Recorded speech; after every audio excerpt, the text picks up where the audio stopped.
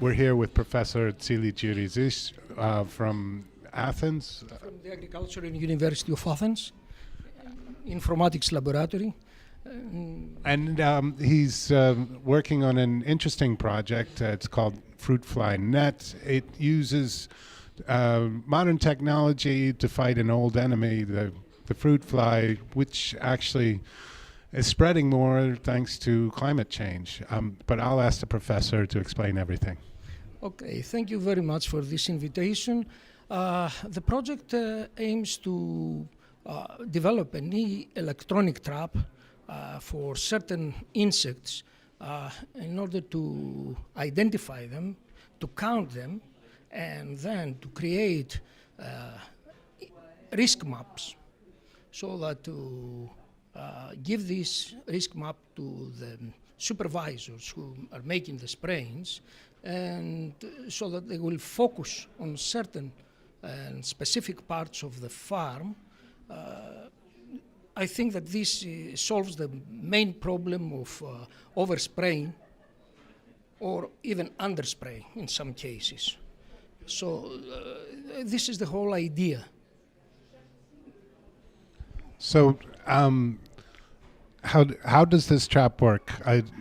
Actually, it's a sticky trap. At the first moment, in the first stage, we have only one camera located in this trap, and in a second phase, we are going to put two cameras so that to cover the two sides of the trap, of the sticky trap, and then an algorithm is going to.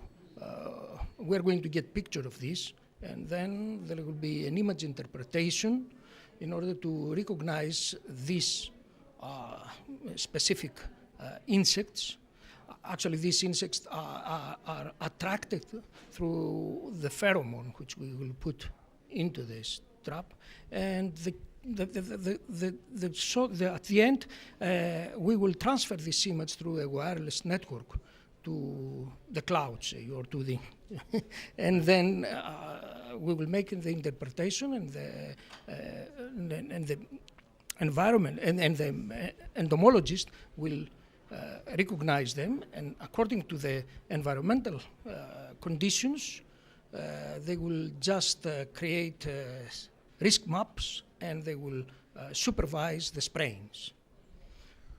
So someone is sitting in a laboratory and they have a webcam that shows them an image of how many flies are stuck to a piece of paper, and they can use this to interpret where the problems are, how big the problem is. The crucial point is that to identify, to count these specific insects, then this is a good indicator in order to create risk maps. So it is not, as you may understand, you do not need to go to places where insects are not located. And that's why we are saying that the project is location aware. We know the location, and therefore where the insects are, and we know that they are damaging the trees, the fruits, and that's why we are making specific sprays. Okay, and then as a result, you're not spraying in places that don't need it, and you're protecting the environment from insecticide. In a sense that you can see that in some cases tractors are going to places where they have already been sprayed, so they don't know where they have to go, okay, or they are doing overspraying, they're just spraying the way they think, and this damages the fruits, damages the environment, damages everything. So we have to reduce, the point is how to reduce the spraying, to use less insecticides, okay, and to help the farmers to make more clean sprayings. Okay. No, that sounds like a very interesting project. And we are hardly working on that because the time is quite limited, because as you know, the ENPA project now lasts into this year, the coming year. There is no bridge with the next program. And because we are hardly depend on the cultivation, is not a time how the project runs, but if we can catch the cultivation. So it's quite difficult for us just to be at the end in a position to provide all the results we've got. I'm sure that we will do our best, and I think that at the end we will succeed. But I'm saying this because you have to understand that it's quite difficult, this task.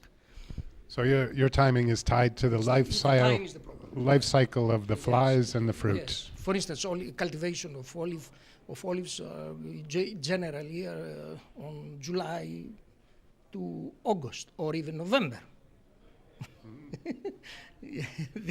So it's biological restriction. This is it. But anyway, I think that we will succeed at the end. Well, I wish you good luck, and I thank you for your time, and Thank you hope very you much. enjoy the rest of the conference. Thank you a lot.